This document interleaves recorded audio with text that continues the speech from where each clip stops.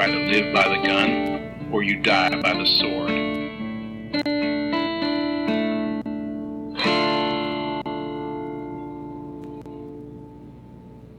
Welcome to the Good, the Bad, and the Weird MicroViews. I'm Nicho. And I'm Chris. And continuing in our little foray into the rom-com genre, we decided to do another, and I'm going to put it in big air quotes, quirky rom-coms, the 2010s date night. This one is one of the better received rom-coms that we've ever talked about. I did no research into how well this movie was received. I just have my own thoughts on it. Critics, not a big fan. Audiences, hella big fan. Yeah, I know my parents have actually talked about this quite a bit. Big apology for my mom after our apology episode. Between recording that and us releasing that, well, the reason I'm doing this, she likes this movie. Of course she does. Between that, I took her to Longlegs. Yeah, so. which she, of course, does not like. No. Mistakes of shame, Nicho. Yes, no, it was an interesting time. Well, to apologize, date night, which is a delight, and I understand why she enjoys this movie. Yeah. So, for those unfamiliar, date night follows an average couple who, bored with their day-to-day, become entangled in a dangerous crime ring after being mistaken for another couple. And while the plot doesn't sound super interesting, the thing that makes this movie work, and is honestly the best thing to have happened to TV in a long time, is that it stars Steve Carell and Tina Fey as the leading man and lady, and they are hilarious together. They're fine. They are both funny people separately. I don't normally like them separately like a ton. I enjoy some of Steve Carell's bits, not always hit. I enjoy some of Tina Fey's characters. They don't always land. However, together, they have a very good chemistry on screen. They play a very both over-the-top and characterized family while maintaining some level of believability, which makes Date Night's entire premise work. Because otherwise, this movie is so off the rails that it's, like, very goofy. However, their ability to play off of each other, to switch between who is the straight man and who is the jokester, works really well. And it's written by John Klossner and directed by Sean Levy, who we are a little bit serendipitous. He also directed Deadpool and Wolverine that just came out the week before recording this. Another very good, like, duo comedy sort of situation. I think he just does a good job with those sorts of movies. Maybe. But yeah, I don't know. I enjoy Steve Carell and the couple things I've seen him in. Sure. I'm not the biggest fan. I liked him in The Office, and I think probably the only other movie I've seen him in is Dan in Real Life. Okay, sure. And as for Tina Fey, I know her face, but I could not tell you what else I've seen her in. I think for your movie lexicon, that seems about right, to be honest with you. I have seen many of Tina Fey and Steve Carell, not just Steve Carell from The Office, but Steve Carell in general. I normally am not like a super big fan of either one of their comedy styles when they are doing comedic roles. Mostly just because usually by themselves, they are the most overtop person on screen, and everyone else is struggling to keep up with how crazy and, like, quick they are. But together, because they are both zany, they are both over the top, and they are both very good at delivering one-liners back and forth really quick. And they're also very good with on the verge of vaudevillian stand-up comedy, where they are very good with body placement, props, putting themselves in an awkward situation physically. I think together I like them better than when they are separate, personally. Okay. Yeah, I don't know, just looking at her filmography, supposedly she's in Mean Girls. I could not tell you anything about that movie. Okay, well, I know it very well. But I do know her from Man of the Year and... The fact that you didn't say Megamind does worry me. Do we need to watch Megamind? I have seen Megamind. I just couldn't tell you who she is in Megamind. Okay, alright. We might need to rewatch Megamind.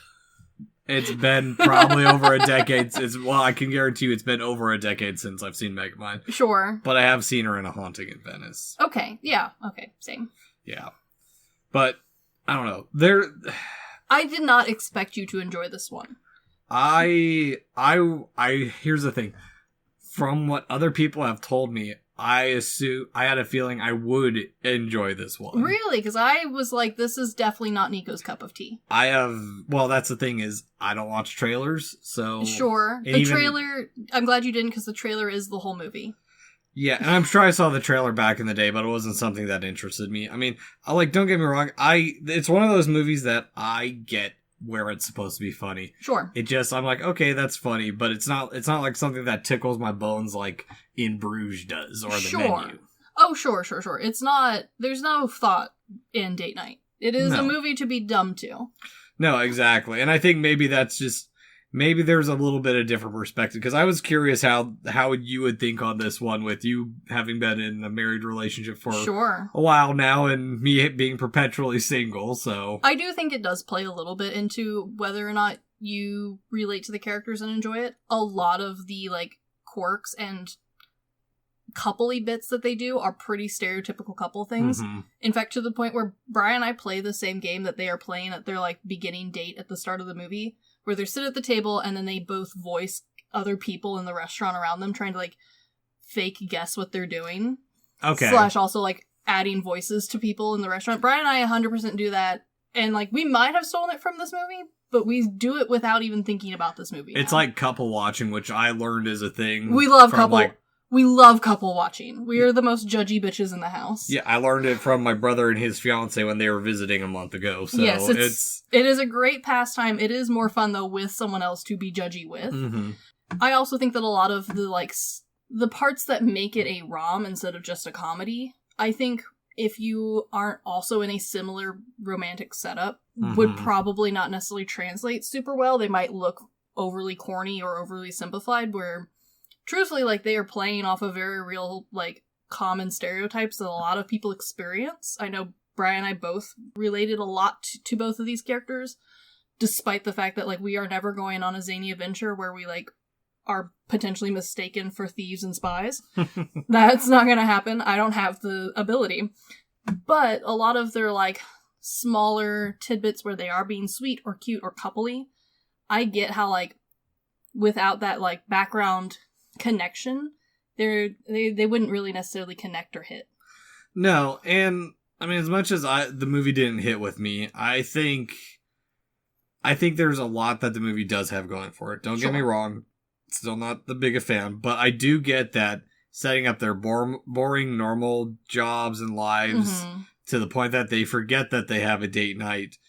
I think it's a pretty solid setup for the movie, and just how kind of vanilla white bread they are as a couple. Yes, I also think that having that little extra, like, threat at the beginning where they realize that a friend couple that they have, which I think is another, like, little bit that if you're not if you haven't been in a very long-term relationship, it is weird to have friends who are only your friends because they are also a couple. Not necessarily because, like, you are friend with one of them. It's just like, oh, we are both couples, so we do things together. Yeah. And so having that thread at the beginning where their, like, friend couple is getting a divorce because of how monotonous their life has become. Yes. And having that, like, fear of, like, well, we don't want that. Yeah, and also stressing the stresses of marriage and the day-to-day is a good setup. With them having to take care of the kids. Yeah. And him dealing with her book club / her having to be more of the parent than he is, where he works late. Sure. Oh, yeah, no, it's a good, realistic setup in that sense. And then the adventure that happens is so unrealistic and over the top that, like, no one on this planet will ever have this happen, hopefully. But some people would hope for it. I'm sure. But I do think that it's that balancing act of having... Because honestly, like, Steve Carell and Tina Fey are very capable of playing a very normal and straight role. They've done it before. They've both done very well at that before. Mm-hmm. And so having them balance off a very normal person with both of them have a very over-the-top comedy style when they are comedic. Mm-hmm. It's kind of what they're both famous for separately. And then to bring them together to do that is just adding a layer.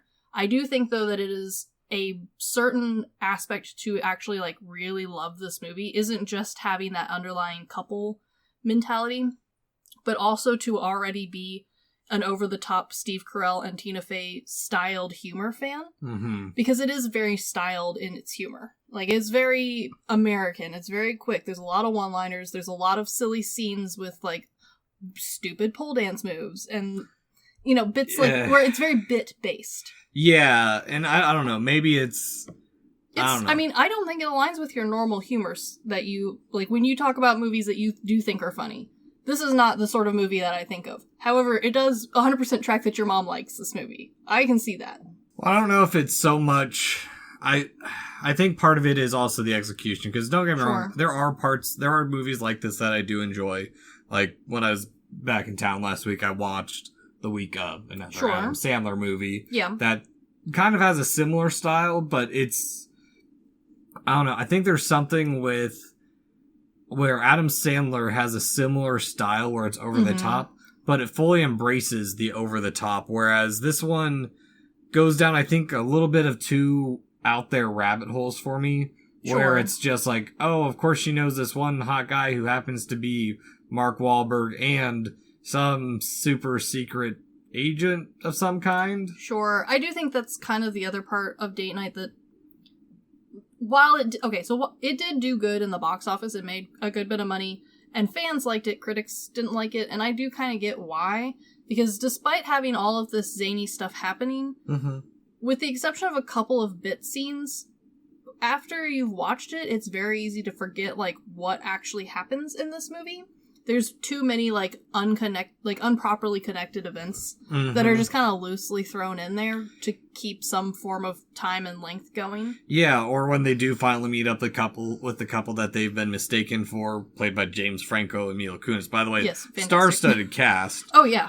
But, like, I don't know, it just, I think the reason that couple is there is just to, I don't know, play like a parody of, like, their life of, hey, they live in chaos, but hey, they're happy together because together is the end goal, or together is home, or a really bad tattoo, which I mean, I get it just, I don't know, I kind of wish that they had been used a little bit more, other than like, oh, the one scene, oh, they met them, oh shit, you're actually being hunted, peace out, thanks for taking the rap for us. Yeah, no, there's no real payoff in any of this movie, which I get, and like I said, it is a mindless movie, but more so than I think other movies. I wouldn't say it's mindless. There are some ways that it's written where, actually there's a lot of bits where they say something and then it's brought up later on in the movie. So I think they do a good job of bookending and bringing stuff referential to previous things that happened within the movie or were partially mentioned.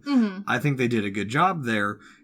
It's just, there's, like you said, there's those little bits that just don't mesh as well as I think they wanted it to be, where I don't know, it's just that too over the top where, like, instead of like an Adam Sandler movie where the over the top always ties into it one way or another. Yeah. It's never, like, addressed in this movie. It's just, it's happening. Yeah, or, like, the book club. Like, I thought they did a good job with bringing up the book club, that he did it because he loves her. And then at the end you find out that she doesn't really read the book. She only reads, like, the first chapter, last chapter, and then Cliff Notes. Honestly, she's doing more work than most book clubs. Yeah, and he reads everything. Yeah. But when they reintroduce it into one of the big chase scenes where the car and the taxi are scrunched together, and it's the limo driver, or it's the taxi driver who's also reading the book. Like, yeah, I don't get the point of that. Like, maybe it's just something to bring up that to annoy him for whatever reason. Probably. I do think there's quite a bit in this movie that connects to other either stereotypes or plays off of other previous sitcoms and TV shows. Well, it's never a direct reference. It is something that I think the writer and the director assumed you would probably have already watched if you were coming to a Steve Carell and Tina Fey movie. One of which being Seinfeld.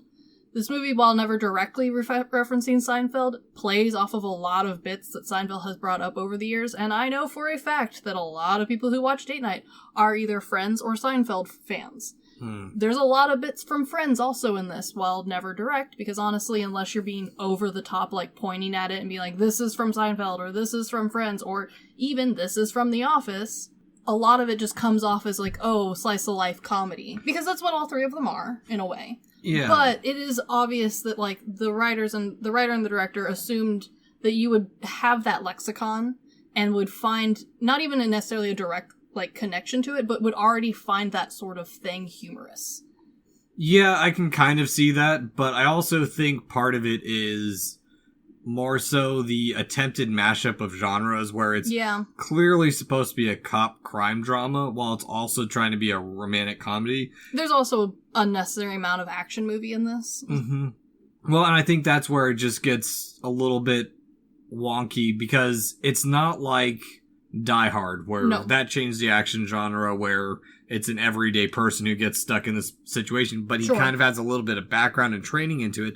This one, they have absolutely nothing. I forget what he even does for a living. He's like an accountant or something. She's a realtor, yeah. Yeah. And so it's like, well, how does any of this relate to these life or death skills? It makes me think of how I became very disappointed with the later on in the first 6 Saw movies. Oh, sure. Where it changed from this horror film about survival and learning a lesson to a cop drama with a little bit of horror on the side. Oh, no, I completely understand that. It is, honestly, it's a lot of stuff all mushed together.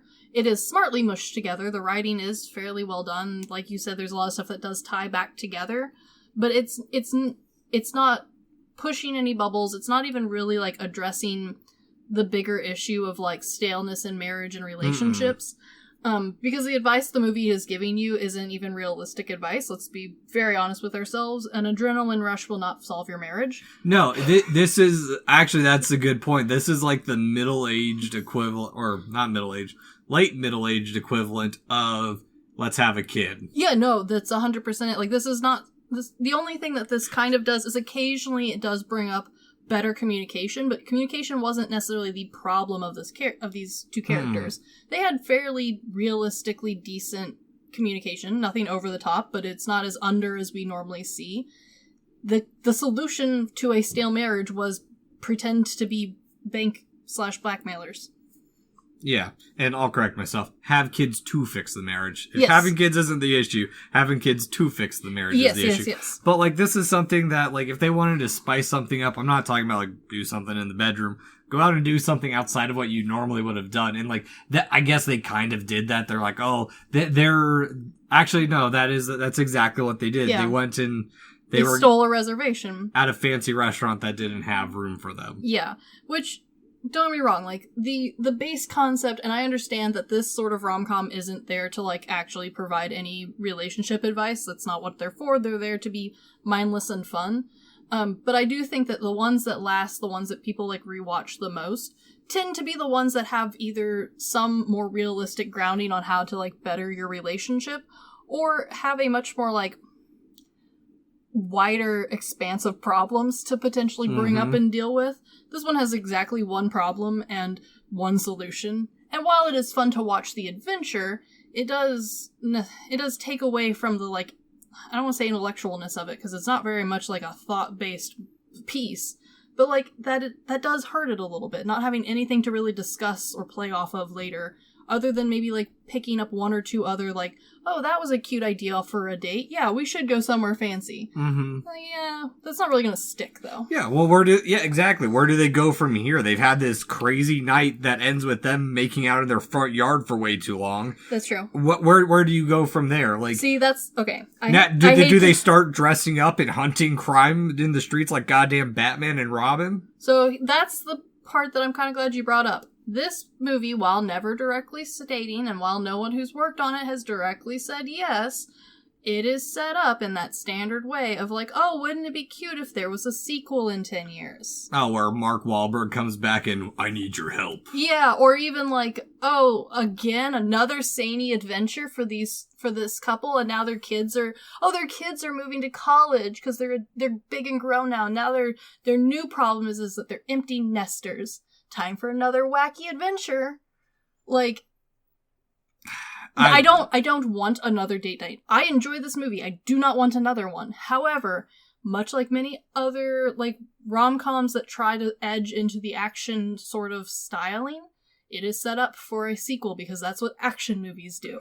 Well, and on top of that, here's the thing. I'll compare it to another movie that my parents did have me watch, and I actually really enjoyed that. I think has a similar humor style, but was executed much better because it was all part of the plot instead of just, they kind of just happened to be in the wrong place, this one's wrong place, wrong time. But it felt more integral to the plot of it. Game Night. Yes, Game Night has, I think, a better follow through, at least. Yeah. Constant style across the board. Sure. Doesn't have, like, it's just a group of friends getting together. Yeah. Get put into a bad situation, similar to this one. But I think it's also the way it's executed where it's constant throughout it, whereas this one's like, oh shoot, we're caught, so we gotta go to the only person I know, Marky Mark, and his hot Middle Eastern girlfriend, or I can't remember where she's from. Yeah, I don't remember, because honestly it didn't matter. Great girlfriend, I don't fucking know. Like a lot of the bits in this movie, while I'm sure everyone has like a favorite one that they will remember, there's not a lot that like truly sticks with you. There's not really like a follow through plot that really is impactful. You kind of loosely remember what was happening. Yeah, give me more of the two cops who are trying to solve all this together as well, where they just kind of show up every now and then. It was weird seeing Bill Burr in a movie. A little. And I like him as a comedian, but also like... I don't know if he belonged in a movie, to be honest with you. He could... And don't get me wrong, it was nice to see a familiar face, especially amongst, honestly, quite a lot of comedians. Mm-hmm. But they were comedians who have now become actors. Like, I know them as actors, and then to see him on screen, I was like, I thought you weren't into this. Yeah, I looked at Bill Burr's IMDb. He doesn't have an extensive one, so like... I'm aware. He's one of the ones who had stuck mainly with comedy and not gone into the movies. Yeah. But yeah, I don't know. It just... I wish there had been, like you said, that moment of really down-to-earth moments, because all of that happens, like, just right after they get away in the car, and it's just it doesn't have that good sense of ebb and flow, or, like, even, like, continuous action didn't really help drive the movie. There's some dumb little bits here and there that are kind of like, okay, cool, I get where you're going with this, but again... they're just bits. It's kind of like how we talked about in the Magic Christian, where it felt like a bunch of sketches that weren't super well connected to each other, you know? I agree. And honestly, it's not that I have anything against that sort of movie, but I do think that it works the worst in a rom-com, because the whole point of a rom-com is the rom first. Mm-hmm. And while there is, the connection, and they do discuss it throughout the movie in kind of very loose ways, where, like, they bring up a few of their grievances about, like, the book club is a good example. It's never enough to truly feel like this movie is, like, progressing their romantic connection until the very end, where we get, like, this big, like, oh my gosh, they made it out, big kiss scene. Mm-hmm. I think this sort of movie, and honestly, a Steve Carell plus Tina Fey comedy duo would have done better without the rom at all, and just gone for either a straight comedy or even an action comedy. Yeah, well, hear me out a little bit. I think part of what makes it not work is comparing it to, or bringing in our comparison to Notting Hill last week. Yeah. Where Notting Hill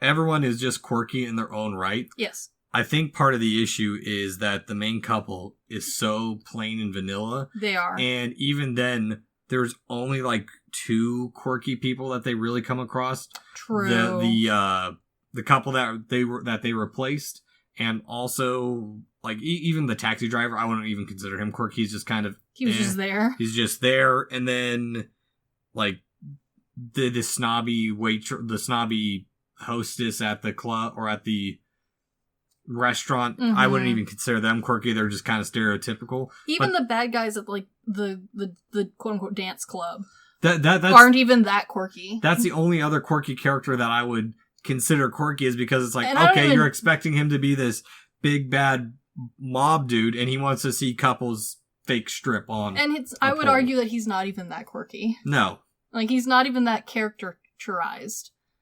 No, not at all. No. I mean, it's not like Tokyo Tribe where everyone is such a character. No, I think that's true, and I do understand kind of why having Steve Carell and Tina Fey, they are two people who, like, many people have talked about, like, how quick and kind of hard it can be to work with them comedy-wise, because, to be honest, they are hard to match energy, and, like, a lot of it they can do without necessarily being directed or straight from script. Which is impressive, but it does mean that, like, a lot of the side characters and background characters, you forget exist entirely, which is important because they are key to the plot. Mm-hmm. So, which is why I kind of feel like this entire premise minus the rom-com would have made a really great buddy cop sort of movie. No, exactly. That's what I'm saying is the genre mashup just doesn't work or mesh as well as they wanted it to. No, I agree. And it's not necessarily even because Steve Carell and Tina Fey have bad chemistry. I thought they had great, like, couple chemistry. It's just the plot of this movie is so nonsensical that it doesn't necessarily even like help portray how good they are at playing a couple. The beginning does a fantastic job of that. The ending does a great job, but the middle is all just goofiness. Yeah, or add some little comedy or some quirkiness to it of like he's been keeping the reason he's good at driving is because he's secretly been doing test runs at the local track. That's why he's coming home late. Yeah. Add something interesting to them other than just like, oh yeah, by the way, the big reveal of like their whole shit is like, oh yeah, I read the whole books. I don't. Yeah, that's the big reveal, which or, don't get me wrong, is cute if this had been a much lower like risk, like Notting Hill, like less zany, less over the top, less action packed. That like would have been perfectly fine reveal. Yeah, but it's a reveal in the midst of action. Which does kind of take away from it because, like, honestly, that is a good, like, more realistic version of a married couple coming and, like, talking through something that they were honestly both a little embarrassed to talk about. Yeah. I mean, even the ending to, like, I appreciate them bringing back the 1, 2, 3 from the beginning to calm everyone down. Yeah. But it's a bunch of mob dudes and corrupt cops. They're going to listen to a house mom tell them to calm the fuck down. It is a little funny, but it is a funny in a way that, like, yeah, it's been introduced before, but it's a once and then bookend again sort of way. It's not used throughout the movie, and not even, like, her, like, over-the-topness is really, like, like, used enough to justify this being, like, a viable way to get them out of trouble. No, not at all. Yeah. And I think that's just the issue, is that, like I said. It's a lot of bits. Exactly. Yeah. But they are fun bits, and I did enjoy the bits. Yeah. So, Chris, rent, buy, stream, or decline that we ever watched it despite having an audio recording of us watching it. I'd rent this one. It is fun. It is cute, especially if it's your type of humor, or if you're a big Tina Fey and or Steve Carell fan. It's worth a rent. I know for some people they'd want to buy it. The reason I'm saying not worth it is because I didn't think the DVD extras were worth the price tag. Maybe in a couple of years they'll come out with like a deluxe version and they'll be like an interview or something on it. I highly doubt that. I do too, especially considering all the rest of the things both of these actors and actresses have worked on that's honestly much better and much more impressive. So the only reason I'm not saying buy it is because I honestly didn't think the DVD was worth the extra cost. Maybe digitally buy it if that's your thing, not mine. I would rent it. Yeah, I'm gonna say rent. Like I said, I wasn't super impressed with it. I get the comedy. It's just not really there for me or usually my type of comedy. Sure. I also wonder if a different setting would have worked better if I had watched this with people. If maybe we had bitched about the movie together, it would have been a more enjoyable experience. I do think that helps. And I feel that's a lot of this kind of American comedy where you need a group to play off of. The laugh track needs to be in the room with you. Exactly. It's not like In Bruges or The Menu where I will enjoy those. Yeah. Because they're dry. They're a more internal comedy. It's not you can slap my elbow, laughing. You can have a monologue with yourself over why that was funny. Whereas this one, you need to have that gut response of like, that was funny. I agree. This is better with friends or family. I know I have lots of friends and family who think this is hilarious, and that's why I would rent it, honestly, as if we were having a group night. Yeah, maybe. I wouldn't even go that far anymore. I understand. Yeah. But, anywho, this has been the Good, the Bad, and the Weird MicroViews. Thanks for listening. Peace!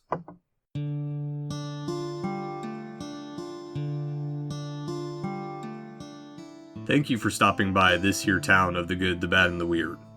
We appreciate your listenership, and if you want more of our takes in your life, feel free to check us out on social media at The Good, the Bad, and the Weird Podcast, or TGTBTW for short. As well, if we missed a fact, your favorite part of a movie, or just have a suggestion and want to reach out and say howdy, feel free to email us at tgtbtwpodcast@gmail.com. And feel free to join our Discord at The Good, The Bad, and The Weird podcast, where we talk about movies, just share random banter here and there. And always check out our podcasters, streamers, or any other content creator we shout out in our episodes. We really appreciate it. And as always, thank you for listening. Peace.